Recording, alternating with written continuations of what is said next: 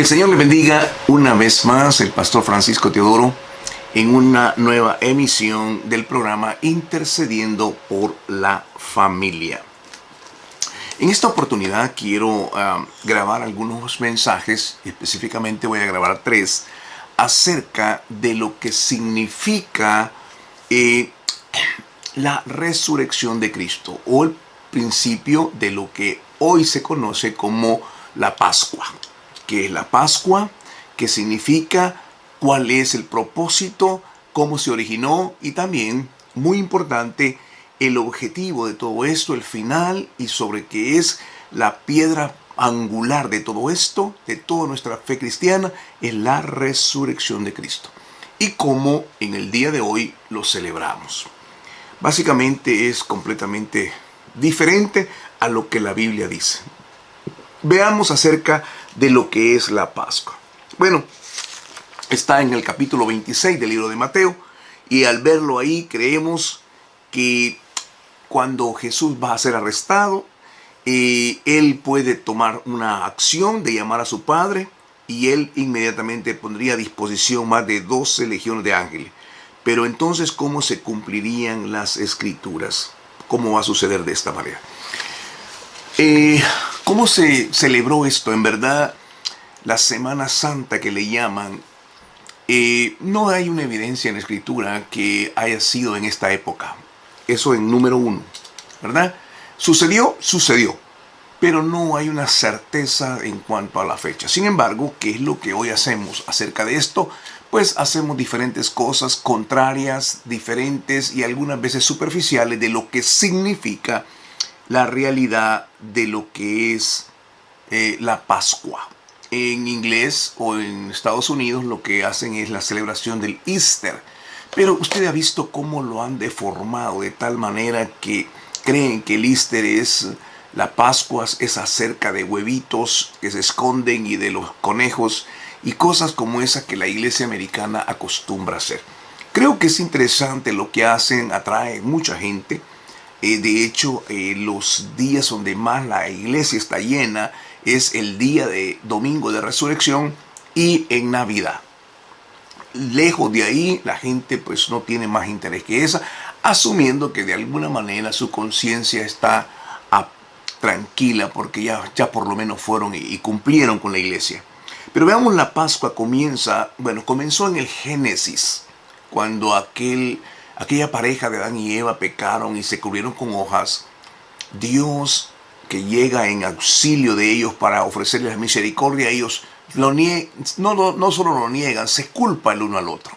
¿Comiste del árbol? Bueno, en realidad, mi esposa, la mujer que me diste, y la mujer dijo, bueno, en realidad fue la serpiente la que me engañó.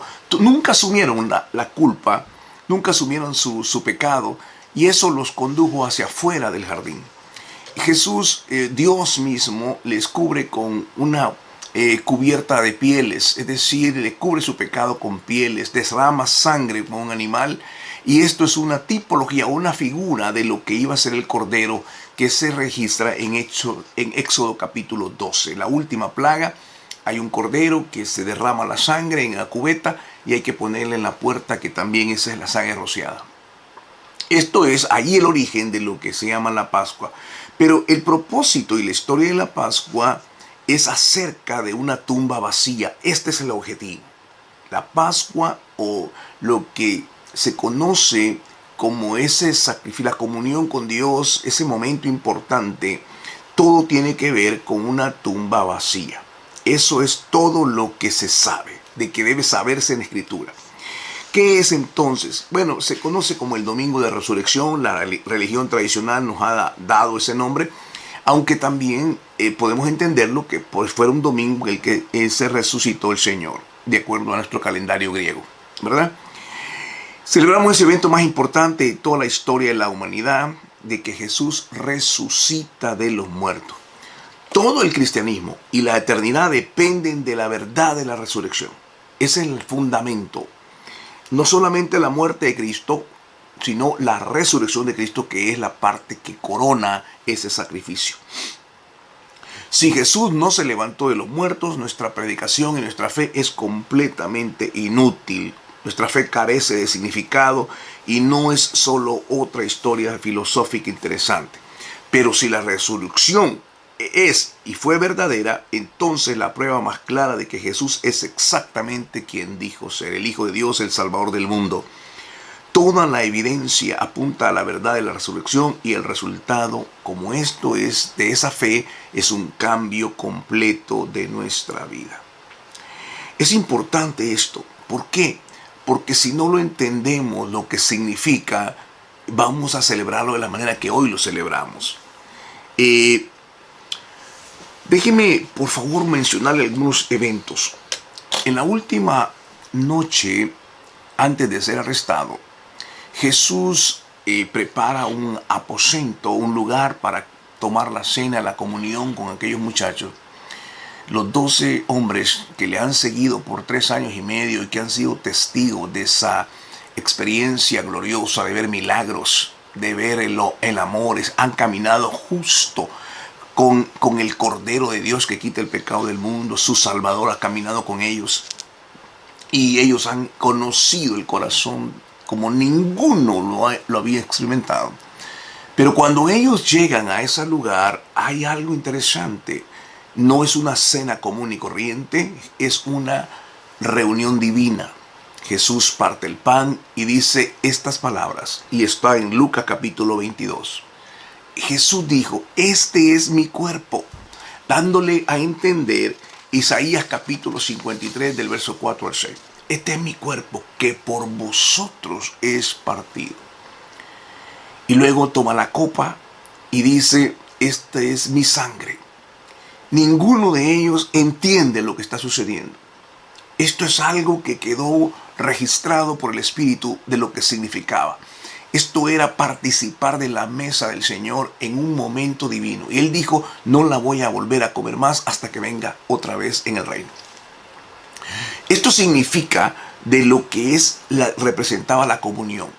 Ellos participaron de esa reunión, excepto Judas, que sale de esa reunión y quedan los 11. Luego el Señor, de una forma maravillosa, con una actitud humilde, les lava los pies. Eso está descrito en Juan capítulo 13. Se pone una toalla, se ciñe la toalla, pone un recipiente con agua y va de uno en uno lavándole los pies. Es una actitud, era una demostración de humildad, lo que un trabajador o un siervo hacía en ese tiempo. Luego, una vez que hace eso, se sienta y ahí empieza Juan capítulo 14 hablándole acerca del Espíritu Santo y de lo que Él tiene que hacer y que va a preparar un lugar y morada para cada uno. Y al final del capítulo 14 que les habla del Espíritu Santo, les dice una cosa, no los voy a dejar solo, Él voy a enviar mi Espíritu sobre ustedes. Es decir, que Jesús a los discípulos ahora es el Espíritu Santo a nosotros. En el capítulo 15, Jesús les escribe una oración maravillosa. Ustedes no pueden vivir separados de mí. Yo soy la vid, ustedes son los pámpanos. Esta oración implica una presencia profunda de cual les dice, separados de mí, ustedes no van a poder hacer nada. Es necesario que mis palabras permanezcan en ustedes, que yo permanezca en ustedes y mis palabras que puedan habitar en medio de ustedes. Esa es la razón fundamental de lo que significa esa comunión, esa intimidad y esa presencia. Con Cristo somos más que vencedores. Sin Cristo no tenemos nada que hacer. Luego, continuando en Lucas 22, Él les invita a ellos a orar y van hacia el monte de Getsemaní. En ese monte, Getsemaní significa prensa de olivo, donde la aceituna es quebrada. Eso es lo que significa. Para extraer el aceite. Jesús invita a sus muchachos a orar con Él, pero ninguno de ellos están cansados y les da mucho sueño, se duermen, pero Jesús va a la distancia de un tiro de piedra, se arrodilla y hace la oración de Juan 17, donde invoca al Padre. Es una intimidad, una comunión, donde Él expresa, mi alma está angustiada. Y ahí mismo, también recuerden lo que dice allá en Lucas 22, dice, mi alma está angustiada hasta la muerte. Y dice ahí claramente, Señor, no se haga mi voluntad, sino tu voluntad. Esta es la naturaleza humana de Jesús, que va a experimentar el sufrimiento, el dolor, la muerte y la separación del Padre. En un momento en el cual durante toda la eternidad han estado unidos, ahora está una separación por causa de que Él va a recibir la carga, el pecado de toda la humanidad. Y no solamente eso, sino que la ira, la paga del pecado va a venir sobre Él.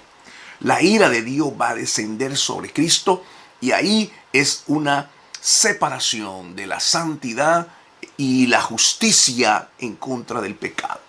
Eso, esa ofrenda de Cristo en la muerte de Cristo, es el pago, la redención para que podamos nosotros ahora regresar al jardín. Esto es lo maravilloso de entender lo que significa el sacrificio de Cristo. Esto es lo que sucedió. Cristo se había enfrentado después de esto, una vez que llega a Getsemaní, ahí es arrestado por los soldados. Pedro se enfrenta a ellos con su espada contra 50 hombres armados y logra cortar la oreja de un hombre ahí. Jesús le dice, eso no es la manera, se lo vuelve a colocar y le dice, mira, yo puedo llamar ángeles del cielo, solo uno necesitamos, esto no podría pasar. Sin embargo, ¿cómo se va a cumplir la escritura? ¿Cómo ustedes van a ser salvos? Esto es lo que lo que está diseñado en el diseño del Padre para la salvación. De modo que ahora podemos ver que Jesús empieza un proceso de lo que se llama la pasión de Cristo, el sacrificio de Cristo, lo que hicieron con Él. Ahora, voy a dejar hasta este punto hasta ahí porque vamos a ir a la segunda parte donde es lo que es el juicio de Cristo y la tercera, la muerte y su resurrección. Queridos hermanos, cuando lo describimos de esta manera y por la cuestión de tiempo, lo hacemos en una síntesis, pero en realidad muy poco comprendemos lo que esto significa. De hecho, los discípulos no lo entendieron.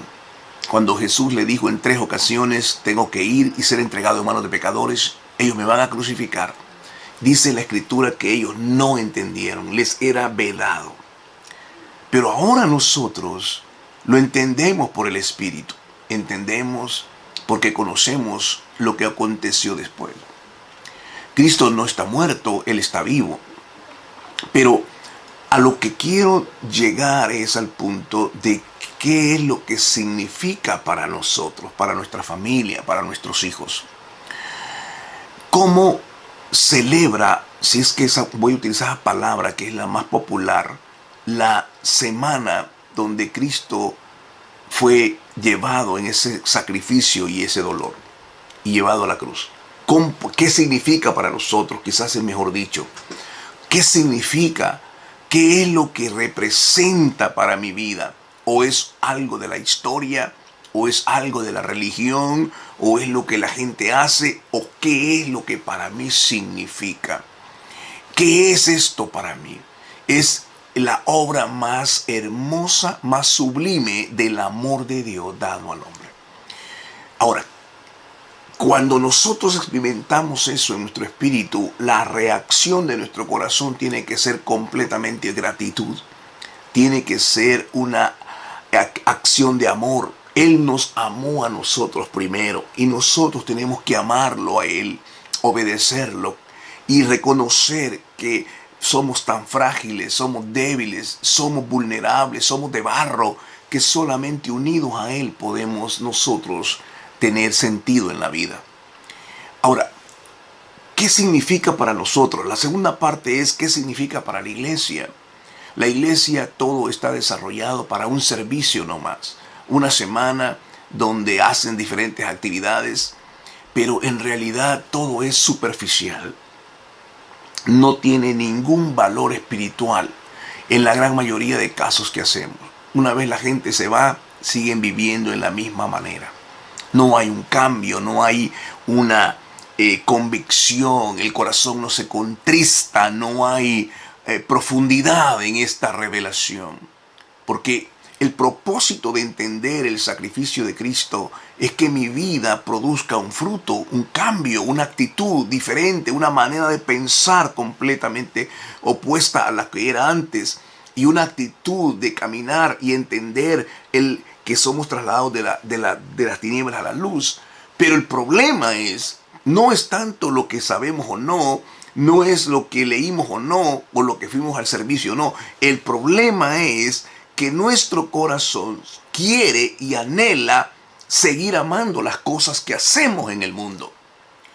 El hombre en su familia quiere seguir divirtiéndose, haciendo las cosas que satisfacen su carne, que envuelven su placer. Y el mundo sigue completamente en decadencia. El mundo está agonizando. No hay ninguna esperanza a menos que vengamos a los pies del Señor. Esto es lo importante. ¿Qué es lo que significa para nosotros esta experiencia de lo que conocemos de Cristo? ¿Es simplemente para andar un sticker en el carro? ¿Es para poner un cuadro en nuestra pared? ¿Es para sentir un poquito de pena por la muerte de Cristo, verlo en esa situación? ¿O significa realmente el entender la obra sublime del amor de Dios en nuestra vida, cuando el amor de Cristo ha sido derramado en nuestros corazones y hemos ahora vuelto a ser amigos de Dios porque éramos enemigos de Dios, según Romanos capítulo 5, versículo 10? Esta es la verdad. Queridos hermanos, la iglesia hoy en día quiere hacer lo que no ha hecho durante todo el tiempo. Quiere hacer cultos tempranos, servicios tempranos, quiere participar de esta situación, se ponen un poco sublimes y se ponen queditos, calladitos en la iglesia, pero eso no es lo que representa la muerte de Cristo, sino es algo que viene a ser profundo, una convicción plena en nuestra vida del sacrificio de Cristo y que nos da la vida eterna. Si no entendemos eso, pues definitivamente todo lo que hagamos simplemente va a ser superficial y va a ser como paja que en el momento de ser probado se consumirá de una manera rápida. De manera que es una invitación a que conozcas esto y que al margen de lo que hacen todas las iglesias o lo que haga la gente, ¿qué es lo que significa para ti la muerte de Cristo? Esta es la pregunta. Espero que podamos continuar con esto y que podamos continuar con tu audiencia. Vamos a seguir el segundo programa acerca de lo que es la resurrección de Cristo, la muerte y la resurrección de Cristo. Que Dios te guarde, que Dios te bendiga y espero verte pronto.